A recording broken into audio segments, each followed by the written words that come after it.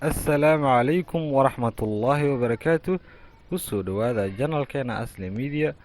waxaan wadnaa maanta ogeysiis ku saabsan sheekooyin aan idiin soo gudbin doono oo bartan aan kugu soo gudbin doono oo taxanan u ahaan doona oo ay ugu horeyso sheekadii geedi baabuu oo aan ka soo qaadan doono qaybo ka mid ah ilaa 3 qayb oo aanu soo gelin doono subaxdii insha allah xilliga hore.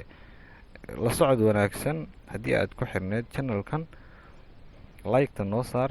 haddii aad ku cusub tahay nagu soo biir. waad ku mahadsan tahay daawashada fiidiyogan.